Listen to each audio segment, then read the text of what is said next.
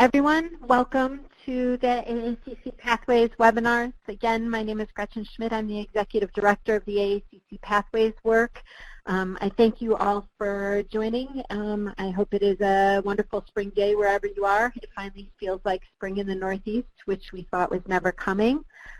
It is my privilege to introduce two dear friends and colleagues of mine to lead this webinar today. Marcia Ballinger is the president of Lorain County Community College in Elyria, Ohio, and Jonathan Dryden is the provost at Lorain County Community College. I have been working with Lorain for a number of years, beginning with the Gates-funded completion by design work, and we have stayed colleagues and friends since then, and I asked Marcia and Jonathan to join us today to talk about how Lorain approached the development of the meta majors at Lorain and what it looks like in practice. And so with that, I'm going to mute and monitor the chat. Marcia and Jonathan, thank you again to both of you for joining, and I'm going to turn it over to the two of you. Great. Thanks so much, Gretchen. Jonathan and I are just really delighted to share with all of today's participants what Lorain County Community College, what our approach has been to guided pathways, meta majors, since we really began this journey, as Gretchen said, going back to 2011. So Jonathan and I are going to tag team this, but from a context perspective and how we both have been engaged in the development and implementation and leadership of all of this. So I am completing my third year as president, but in the 6 years prior to assuming the presidency, I was our provost and vice president for academic affairs when we began all of this work. And Jonathan. Yep. Back then I was a faculty in the Arts and Humanities Division, and Marcia invited me to get involved in the student success work as a faculty liaison. And so my job was to work back with faculty, engage them in the process, and recruit them to participate in the work. And so it's been a wonderful journey in the 7 years that we've been working on it. And it has, you know, just from a realistic perspective, it has evolved and changed and been informed by what has worked, what hasn't worked, and what we have learned from all of our colleagues also in the field. So I'm going to kick it off, give a little bit of a context about Lorain County Community College, and then Jonathan will segue into how we began the development of the pathways, and then we'll go to where we are today. But Lorain County Community College, we serve about 11,000 students, and in addition to our associate degree, we now have our first applied bachelor's degree in microelectromechanical systems, which is part of a pathway. But we also have on our campus 14 universities, both public and private, that offer bachelor's and master's degrees to our students. And for us, that's an important part of Pathways, because our view and perspective is looking at the entire ecosystem that goes from K-12 through bachelor's and master's degrees. And so we've built our pathways with dual enrollment, the community college, as well as then the university partners. We are a community that is very bifurcated in terms of the who we serve and what types of industries. Having been one of the most robust industrial areas with, at one time 30 years ago, over 30% of our employment was in manufacturing. That certainly has shifted. Nevertheless, advanced manufacturing is at the forefront of what we do. We also have a very successful agricultural community, and about 90% of our graduates live and work within our region. And we have the distinction of being Ohio's first community college. So we tend to like to build on the innovative roots that we have and continue really to look at how we serve all of our partners through our Pathways model and approach. And so as you can see, the continuum that we have developed really starts with our K-12 partners and extends out then through our bachelor's and master's degrees. And I will go later in the webinar into more detail with regard to the My University. That's our branding for a dual enrollment program that now has state legislation, which is called College Credit Plus, that assures all high school students throughout the state, regardless of what school district they may reside in, the opportunity to earn college credit free while they are in high school. And so we took that opportunity to then align all of that with our associate degrees and certificate programs that are embedded within our 9 meta majors, and those then are all stepping stones and ramps to our bachelor's and master's degrees. So our approach to Pathways is one that that looks at it from an entire ecosystem perspective.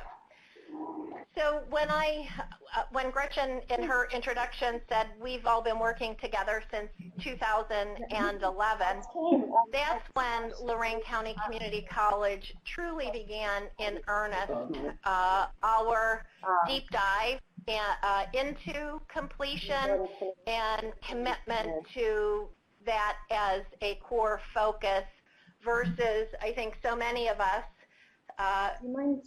we're very conversant with the open access mission of community colleges, and we weren't as necessarily focused on the end result in terms of whether the student earned that credential or degree before they transferred, if they were planning to transfer, or if they were not a transfer individual, that we helped them achieve that milestone so that we were truly improving their socioeconomics.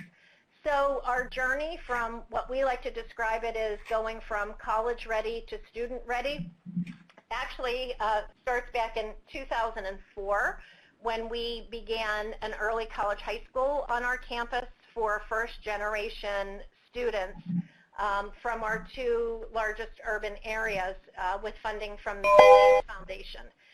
We then, it was in 2011 where we sort of took this monumental leap to say we'll join Achieving the Dream as well as agreeing to become part of the Completion by Design cadre from Ohio. So we're one of 3 institutions that the Gates Foundation had selected along with the states of North Carolina and Florida. So those 2 pieces in terms of Completion by Design and ATD were, and I'm sure many of you are very engaged in Achieving the Dream as well as many of the other initiatives. So key performance indicators, which wasn't really part of our culture.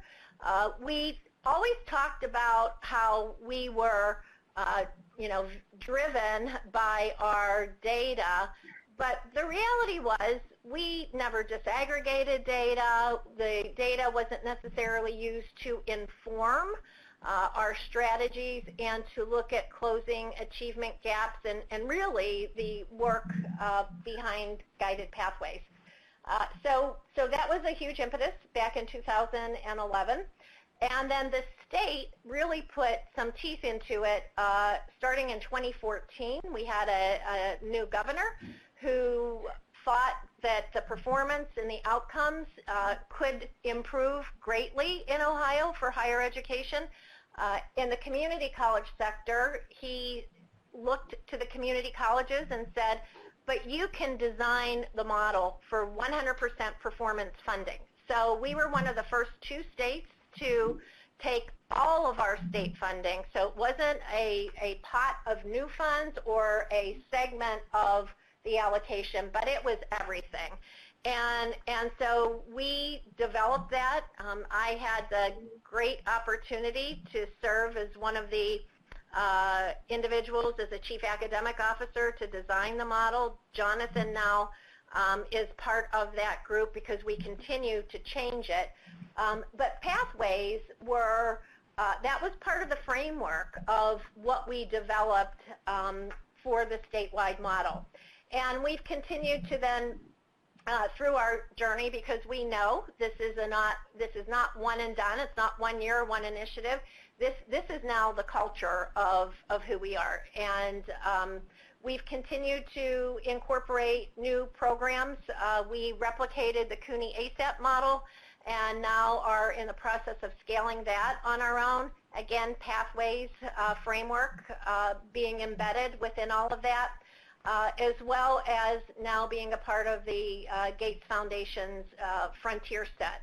And so, you know, while we're not about awards, I think the milestones that represents from a culture perspective to your colleagues within your campus community is really recognition of the heavy lift that absolutely everyone does, because it is culture change. And while it's, you know, changes within and outside of the classroom, it truly takes all individuals within a campus to be part of what Guided Pathways are about. So we celebrate the recognitions that we receive most recently last year in student success from AACC, and then just a few months ago, one of the new Leader College of Distinctions from Achieving the Dream.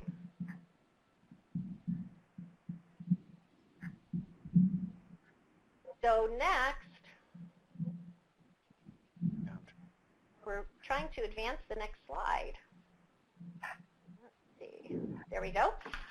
So in terms of results, we had last year, in 2018, we conferred our highest number of degrees and certificates. That was a 79% increase since 2011. And ironically, I like to share with everyone, if I were a gambler, I would bet on the number 2018, because while we awarded 2,111 degrees and certificates, we actually had 2,018 graduates in 2018. So I'm not sure if we're going to have 2019 here in 2019, but you know, the exciting news is that we continue to see the upswing in all of this, and we host this is an actual picture of our commencement ceremony. We host that in our field house, and we have now outgrown it. So, so that really is a good problem to have.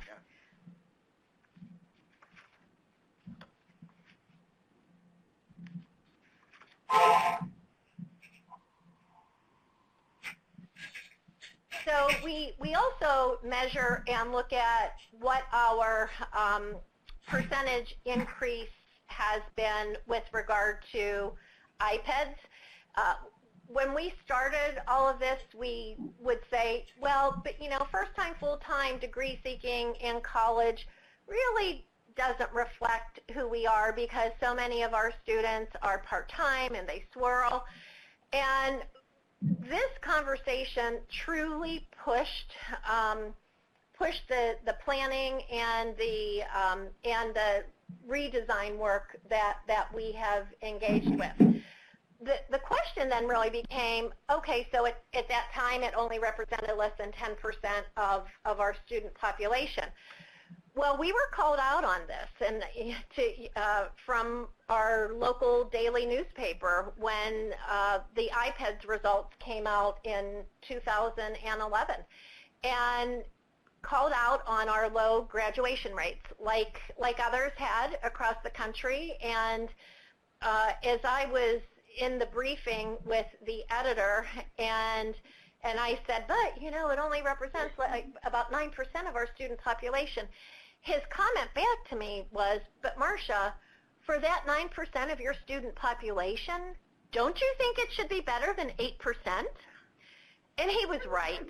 And the focus on how can we, in fact, dig deeper into then the data, what was it telling us, what didn't we know from it, and how would the Pathways framework facilitate our ability throughout the institution to really create that win-win.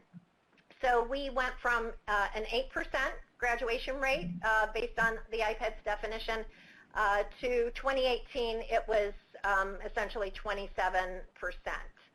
So we know that the Pathways work does in fact move that needle, and there are a tremendous amount of moving pieces and parts to that Jonathan is now going to jump into, that begins with kind of what did our cafeteria model look like back in 2011, because, and I'm assuming many of you are in the same place, we've all tried to be everything to everybody, right, because community is our middle name.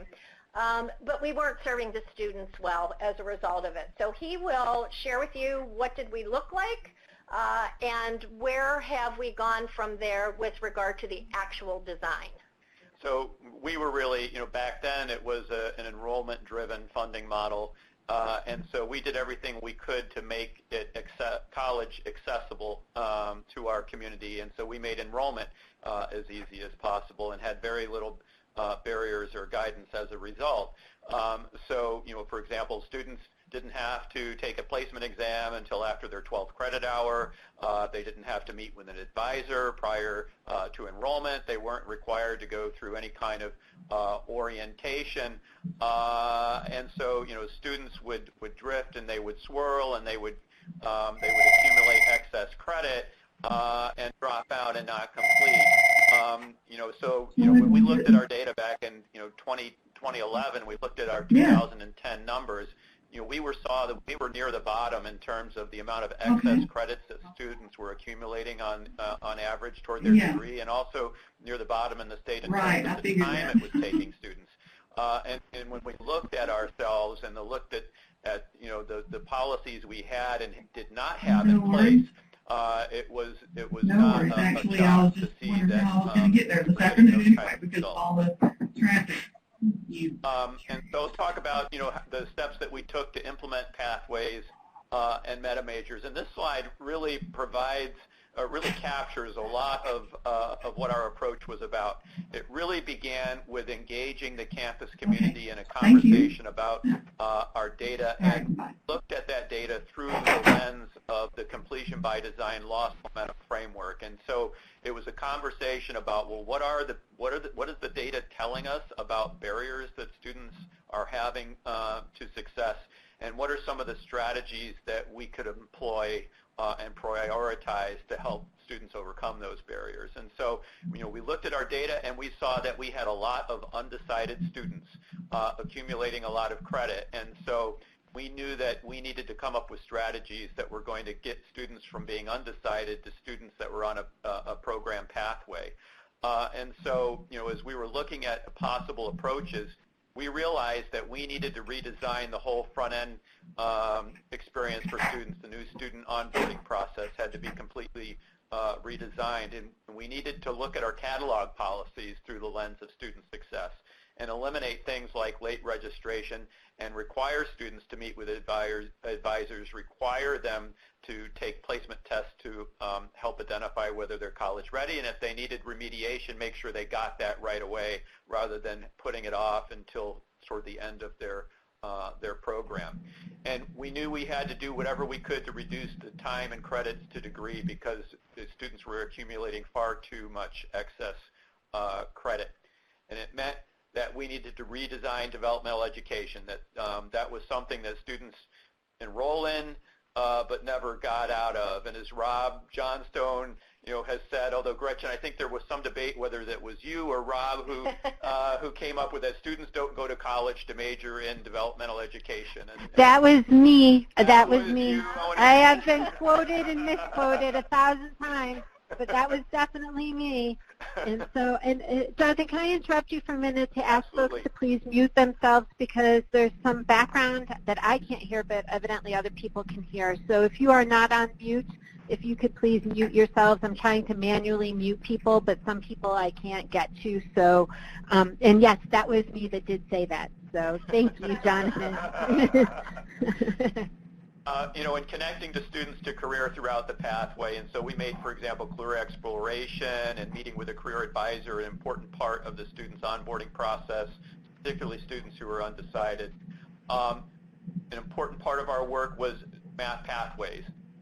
College algebra was the default for everybody, and so our math faculty had conversations with our program coordinators across campus about, well, what was the most appropriate math for their program, and created a new quantitative reasoning course that was aligned with a lot of what our programs required. And then only STEM students who needed calculus would be taking college algebra. And then, we redesigned our academic advising, and I'll talk a little bit about that. And then, through all of the work that we were doing through Completion by Design and Achieving the Dream, we began to have an influence on some of the state policies that helped reinforce what we were trying to do on campus. Marcia already mentioned her service helping to design the performance funding formula that currently operates in Ohio.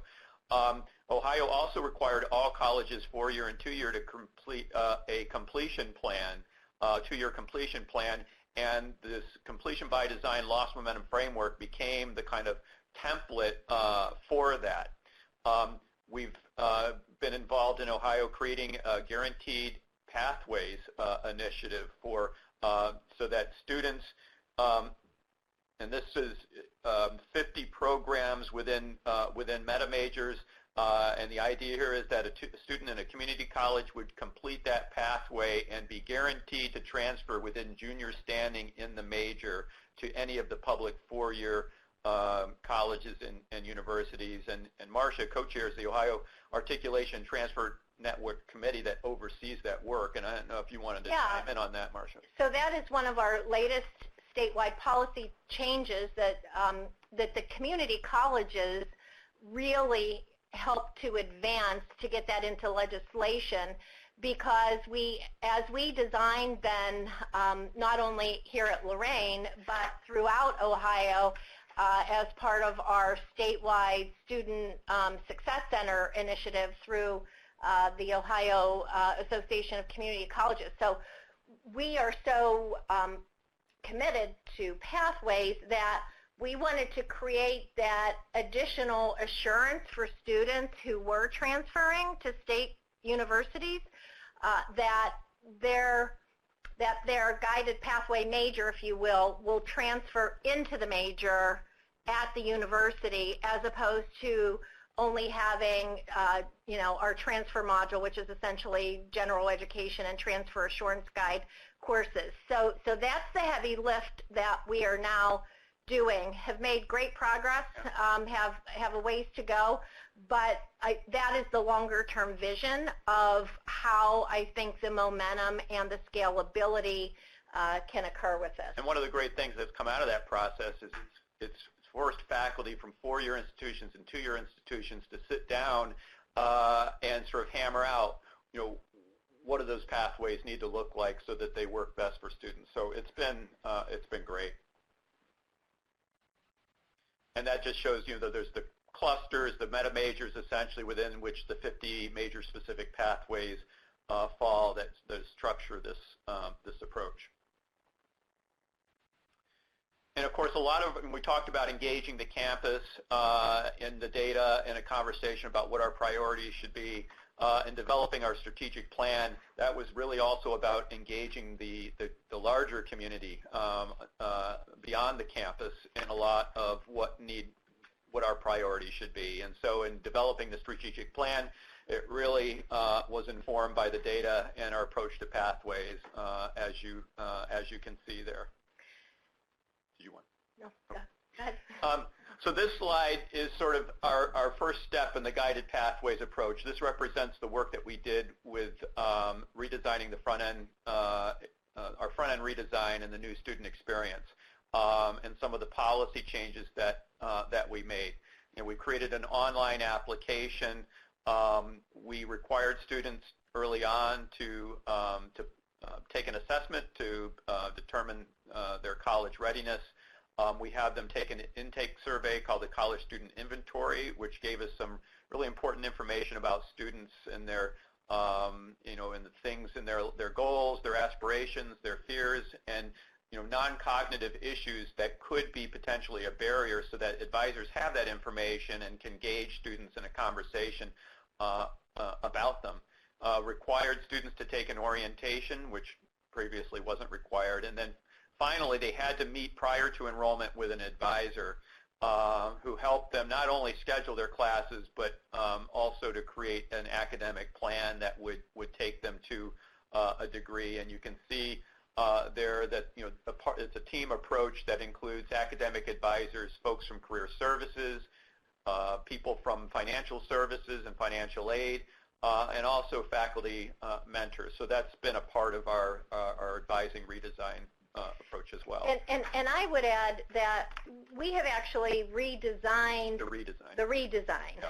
So while the first approach that we did for a few years made a difference, we weren't necessarily seeing the kind of engagement within the pathways that we wanted to see. And so we had to take a step back and rethink the design model for advisors. And part of that impetus also at the same time, so this was about 3 years ago, our Board of Trustees, through the expertise of our coach at the time was Byron McClenny, and so he really pushed from a board level for them to consider the what matters most metrics. Our board had a lot of metrics that it looked at, that it used in terms of kind of that high level overall evaluation, but we reframed it. And so as we had so many policy redesigns over this time as well, I want to say probably to date, probably over 100, either real policies or divisional policies or what have you. But one of those, of the what matters most metrics, was that every student has a personally assigned advisor within their meta major or pathway. And so that's our policy. And so, Byron as a coach asked us, well, so what percentage do? And my response to him was, well, Byron, it's a policy, 100%. He said, but have you ever measured it? And we kind of all looked at each other and said no. And so we don't need to. It's a policy. We don't need to. It's a policy. It's 100%. Well, as it turned out, we really didn't have 100%. In fact, it wasn't even close to 100%.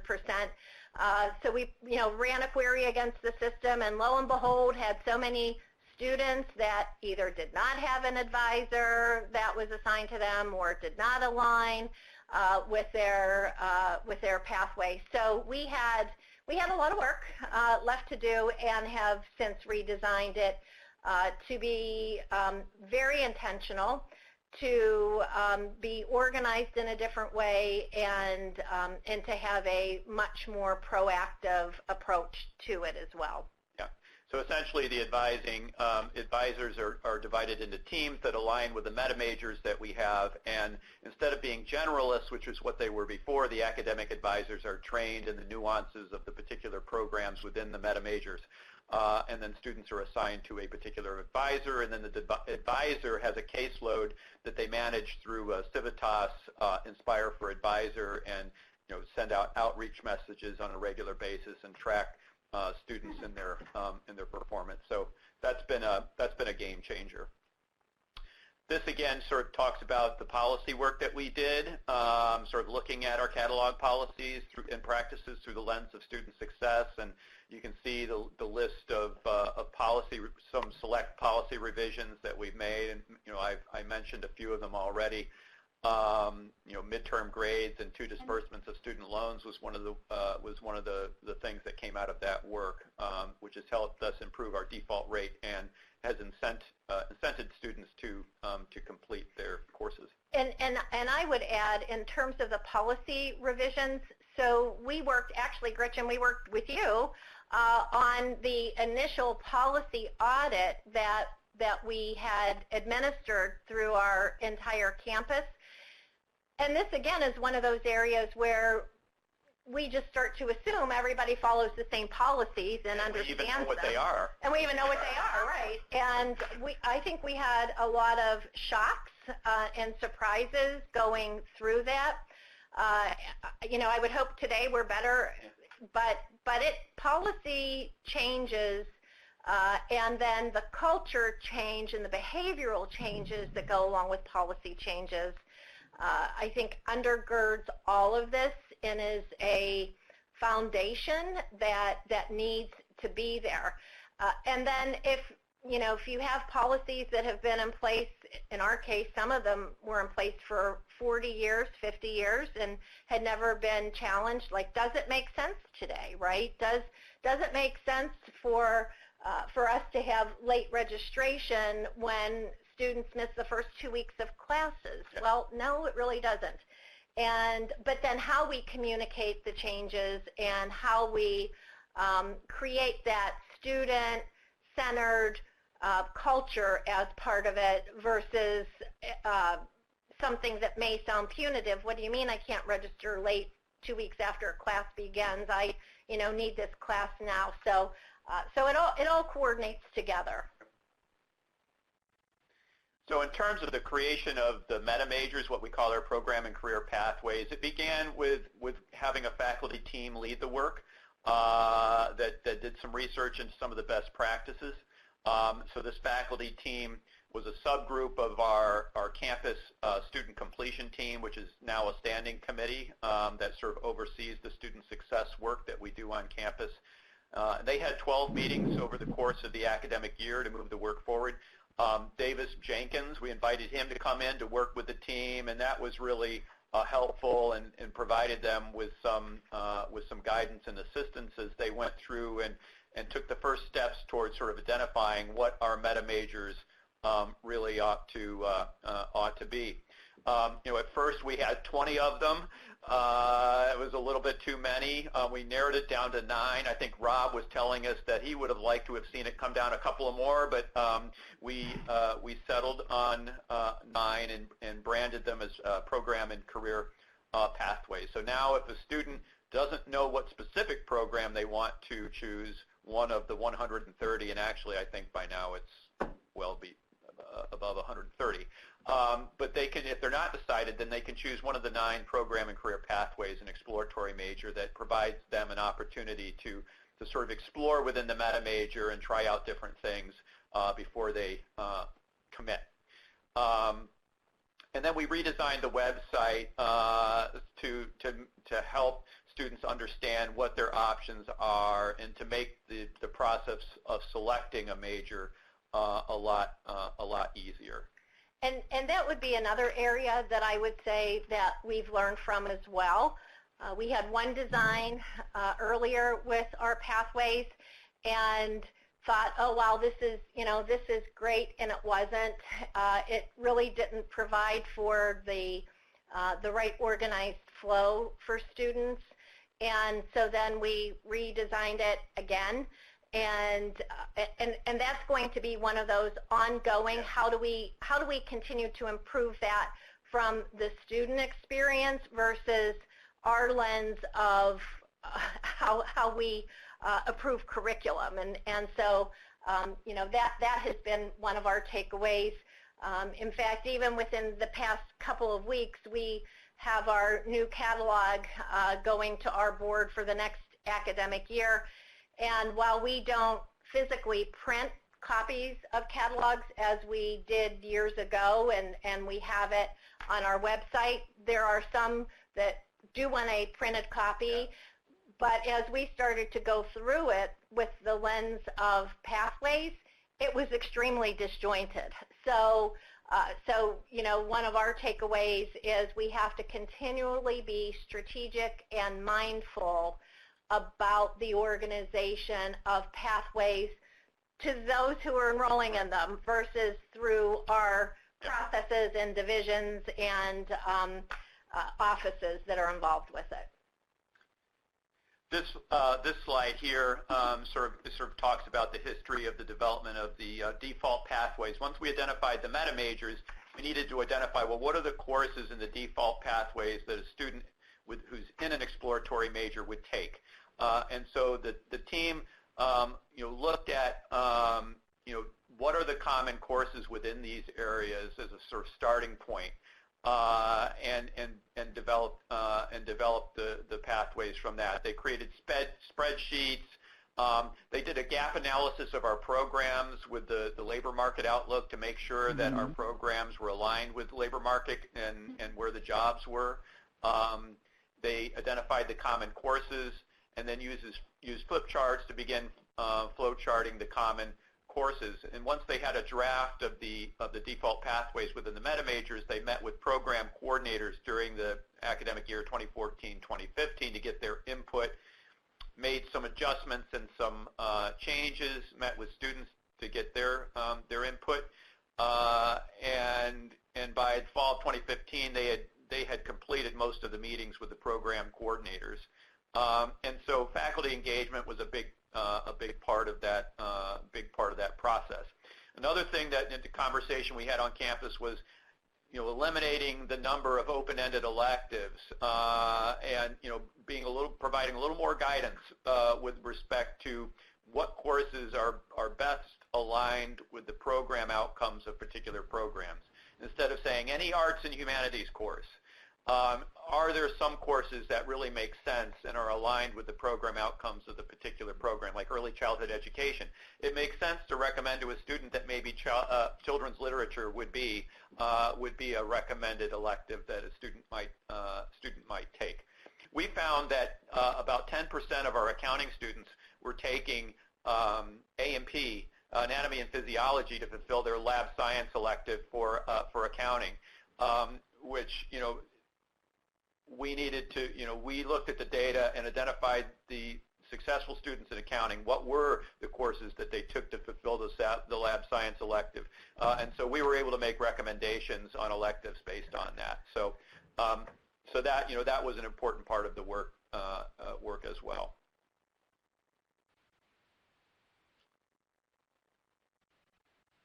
And so this is a mock-up of the website that shows the 9 program and career pathways and the way that we use the image to sort of represent them.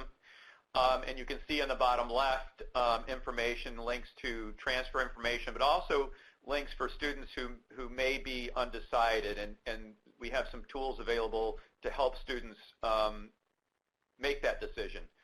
And this sort of shows the flow.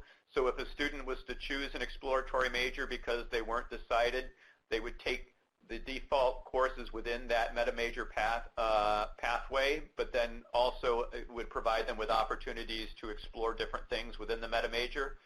Then after 24 credits, a student would need to meet with their advisor to select a particular major, and there's a student hold that's placed on students who are within exploratory majors, so they always have to meet with an advisor prior to enrollment so they can continue to have that conversation about their program.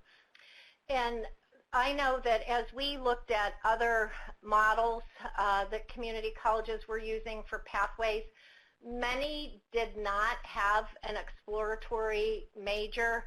And as we had the discussion and planning here, it was really a priority that we put something like this in place, but then to have the design around it to ensure that, yes, students could still take a few courses to dabble so that they get a feel and a taste, because we know that not everyone has an intent when they enroll, but we wanted to try to accommodate a more flexible approach for some of our students. So this is it's a little bit hard to see, but so if you're if you're a student who's undecided, if you click undecided, this would take you to a page that links you to My Plan, which is a career exploration tool that is free to anyone. Actually, it doesn't have to be you don't have to be a student. And so there's all sorts of assessments and information to help them inform their decision. And then we have Career Coach, which provides labor market information, and the information is tied to job postings, and then to our academic programs, our curriculum that students would need to take in order to get that job. And then in terms of the business, if you were, for example, decided, I like business. Business is the area that I'd like to go into, and you clicked on that, this would tell, these are all of the programs within the business meta major. And so if you looked at that and you said, wow, I think accounting looks like something I'd like to explore, and you click on that, it would take you to information about accounting. It would provide you with these curriculum guides and requirements for the short-term certificates as well as the associate degree. And then beyond that, a link to our university partnership program in accounting, which happens to be with Hiram College, and then also additional information with regard to transfers. So this page sort of shows students all of the steps along the way, the certificate, the associate degree, and then what they would need to do to go on and pursue the bachelor's degree. This is a flow chart that we created for each of our meta majors to kind of show the decision points along the way. So you see the courses that are common to all of the programs within the business meta major, and then how that branches off, one sort of going into the direction of computers and IT, and the other one going toward accounting and business management and entrepreneurship and so on. And initially, this was for our own purposes, but we actually heard from students that they liked these, and so we actually made them accessible to students through our website. So this is an example of the common courses on the left there that are common for all 12 of our business programs. So that became the basis of the default pathway within the meta major. And so that would form primarily the students' first semester and a half within the business meta major. But if they wanted, for example, to take another accounting course because that was something that was of interest to them, by doing that, they've only really eliminated one or two other programs. They're still on track to complete the requirements for 10 of the 12 business programs. And then if they wanted to take Econ 151 and 152, because again, that was something that is required for accounting, they're still eligible or on track for 8 programs within the business meta major. And so you can see if they take or complete the first 2 semesters of the accounting curriculum guide, they're still they're still on path to choose 8 different business majors without having any excess credits at all. And so this really provides a nice example of how we wanted our meta majors to work, where we were really trying to funnel students from a sort of a broad range of possibilities to sort of narrow it down to a point with, after the second semester, they're in a position now to make a decision. And there's still quite a number of choices available to them at this point. In terms of our application, this sort of shows how we've set it up so that students have the option at the bottom of either identifying an exploratory major or choosing a specific major. We don't want to stand in the way of students who know exactly what they want to do, but if they don't, then they're only choosing from one of 9 program career pathways. And we created an outreach plan for students who are in exploratory majors to connect them to campus resources for coaching and advising and counseling, connect them to career information, career pathways and employer site visits, and then then also workshops, career decision workshops put on by Career Services, working in collaboration with academic advising. And this, we mentioned the advising redesign. So this is the slide that kind of shows how the advising teams on the right are aligned with our 9 program and career pathways. And it's so far it's been really good. Our most recent SESI results and SENS survey results really show that students are reacting positively to the way we've set up advising now. So I'll just jump into the new pathways.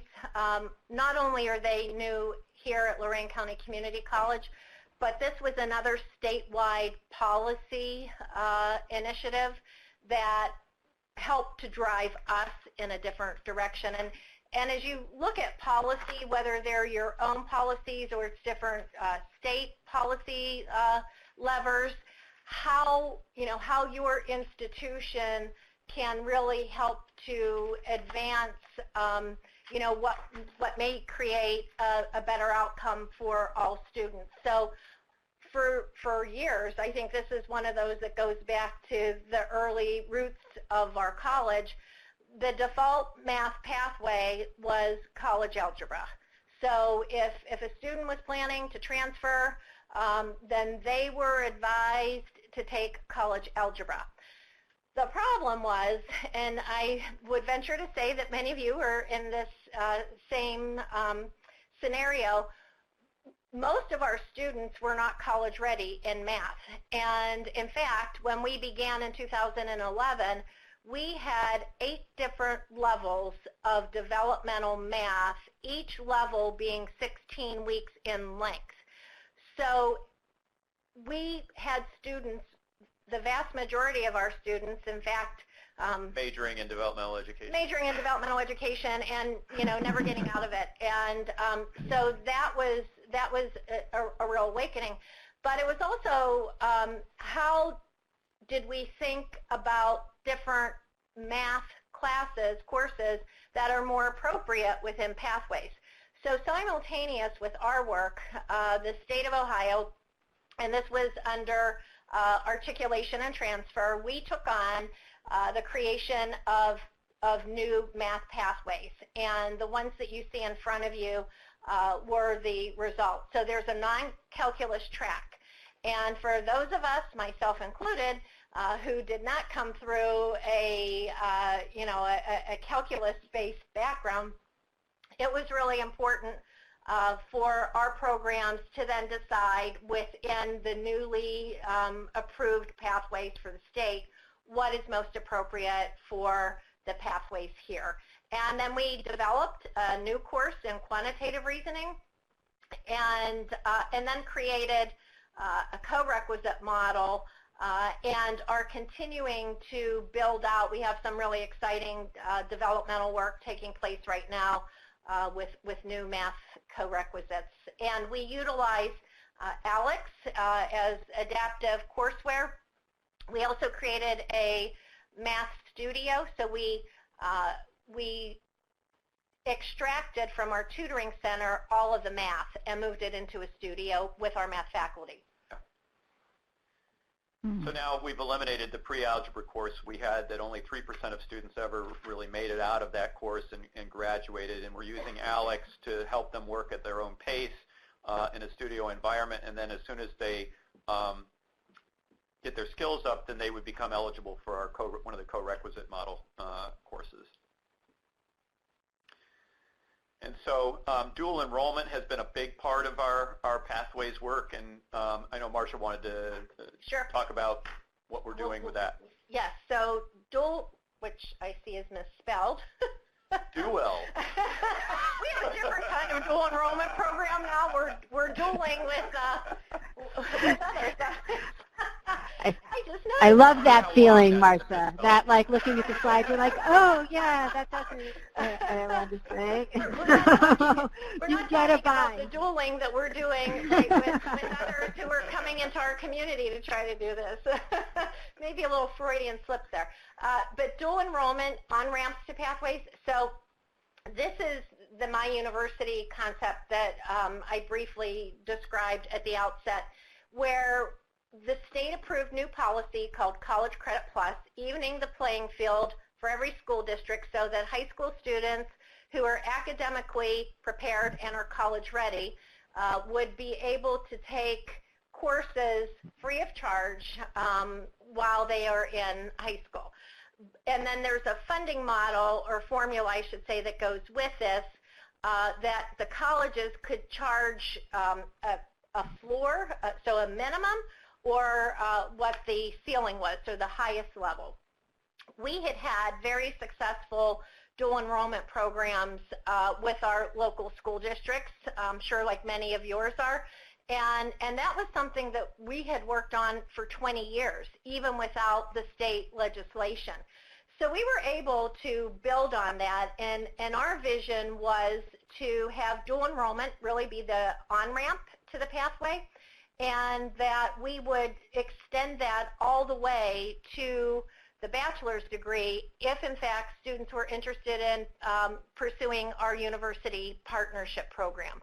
So part of the state legislation was that the high schools had to have 15 and 30 credit hour pathways to present to their students. That could have been one 15 credit hour pathway. But what we did is we sat down with all the school districts and we created pathways that enabled students to do this within their schools. So this is a representative sampling of some of the university partners that we have and how combining the dual enrollment with the associate's degree to then the university partnership, if they wanted to stay local, could in fact save them up to 80% of the cost of the average bachelor's degree. In some cases, it was even higher than that. And then to have their entire experience through Lorain County Community College. Mm-hmm. And here's an example then of some of the specific pathways that are in the high schools. I will say that in our largest urban district, which is Lorain City Schools, they built a new building a few years ago, and as part of that, they designed an entire section of this new high school for Lorain County Community College. So we've branded each of these opportunities. So in that case, it's Titan College, powered by Lorain County Community College. So medical and healthcare pathways are a part of what we do there, as well as others. And we're really thrilled that this year, in fact, we just had a signing day 2 weeks ago, we had 22 seniors from Lorain City Schools earning their associate's degrees with us. And that's outside of the early college high school, so we know that it's working. And where we have now leveraged that model is working with our career technical centers, which are not part of the higher education system in Ohio. So our career technical centers obviously deliver career technical education, and there was a change in the high school diploma where students who are pursuing career tech can get an alternative diploma and take college credit. So we thought, wow, why don't we take the College Credit Plus model and turn that into a career and college advantage model for students who are in career tech. So they would not meet the same criteria necessarily as College Credit Plus, because the requirement for them to have, to be college ready and have the same GPA isn't required. So we're really excited about that. And as part of that design, we developed an earn and learn model so that students are meeting high school graduation requirements while they're earning the industry recognized credential. And they take the Work Keys exam as part of their graduation requirements, and then this all leads to their associate's degree. And we currently have under development in computer information systems, construction, engineering and manufacturing, and health and wellness sciences, all of these earn and learn pathways with our career technical education partner. Talked about KPIs. That was a big part of our completion by design work. And so, as one of our action projects for our accreditation requirements was implementing the guided pathways approach. And what that you can see on this chart, it was kind of fun to go back and to sort of see how, in most cases, in 4 out of the 5 areas, we exceeded our initial target that we set.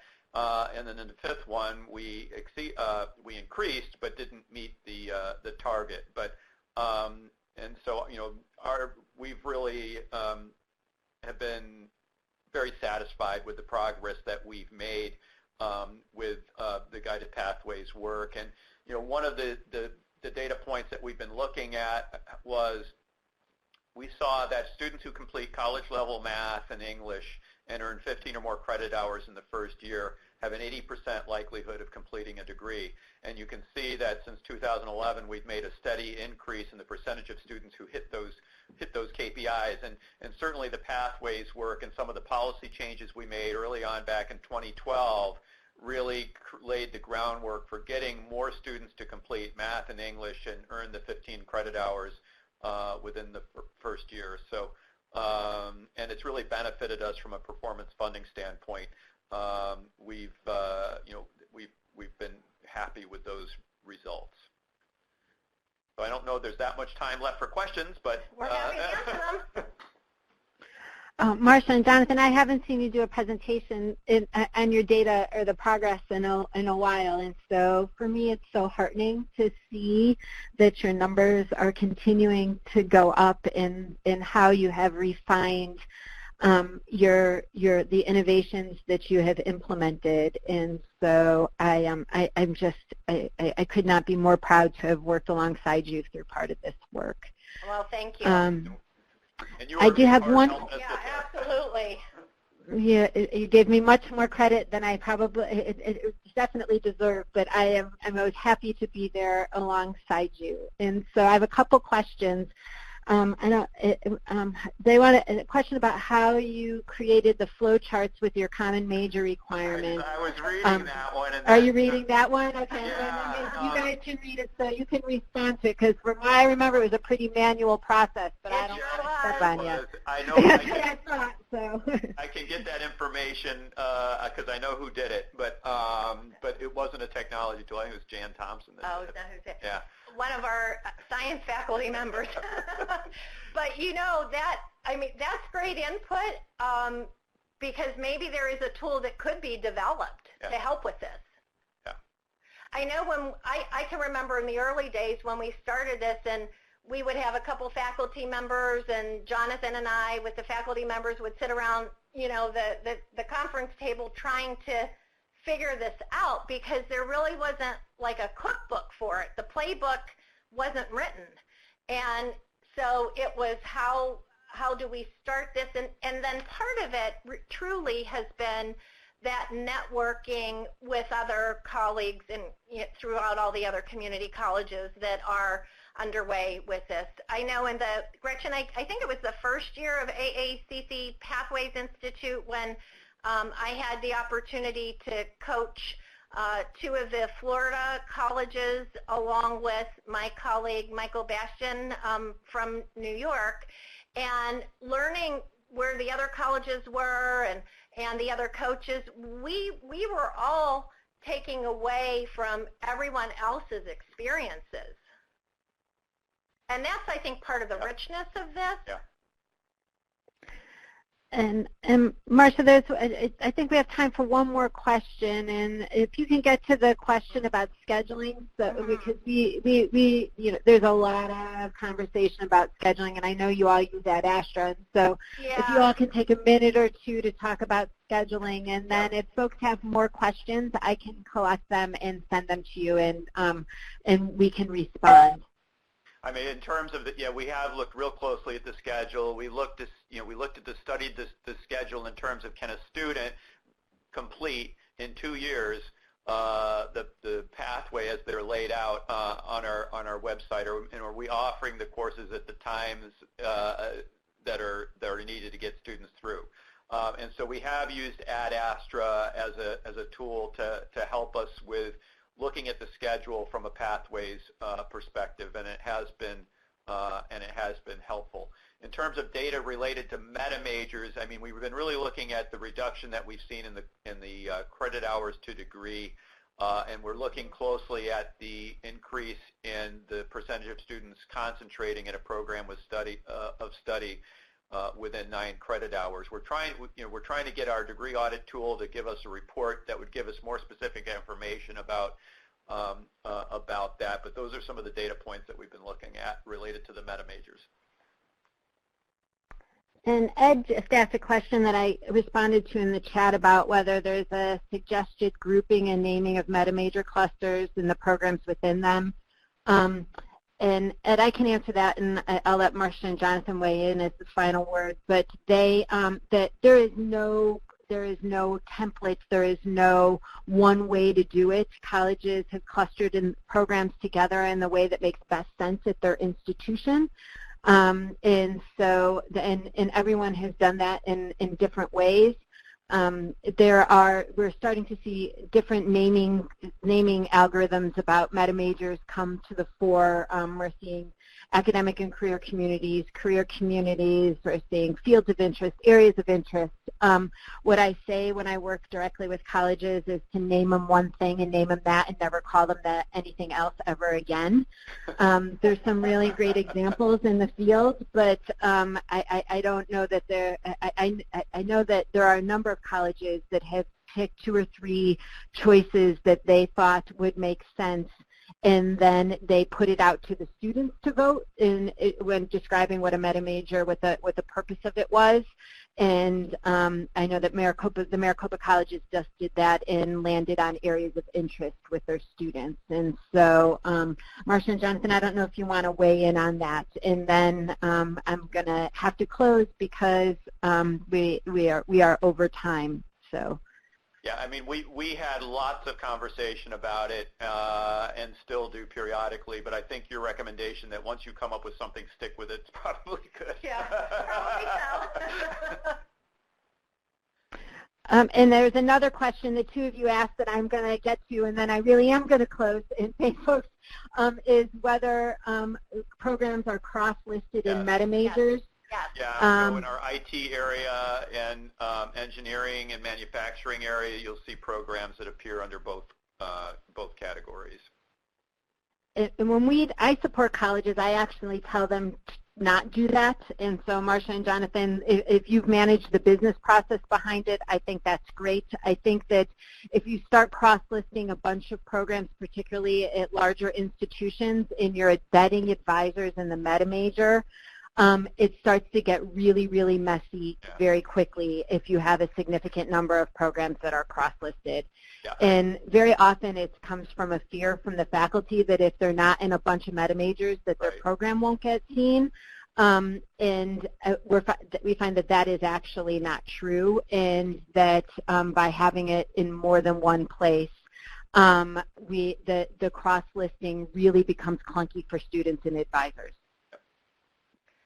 Yeah, I think in our case, we don't have a great number of divisions, and so because so many of them do connect in different ways, it was really helpful, I think, here to do it differently. And I think that goes to the unique characteristics of each college. That's right, Marcia. If you've built a business process around it and you know it exists and that you're going to have to manage it, being in more than one meta major, then I'm okay with it. If you're doing it just to drive, because faculty are concerned about driving enrollment, I discourage that from being the case. Marcia and Jonathan, my friends, I thank you so much for your time and for doing this for us. I appreciate it. Many of you asked about the slides. We are actually putting all of the recordings of all the webinars up on the pathwaysresources.org website. It will not be until after convention because we are bearing down on convention-related activities, but they will be posted probably a week or at the most 2 weeks after all of the ones we've had thus far, and then in the future there will be a platform to post all the webinars. So you could check there in about a week or two, and the recordings will be there. Marcia and Jonathan, I will see you both in Orlando. For all of you that joined this afternoon, thank you so much for joining us, and have a great day. Thanks. Thanks so much.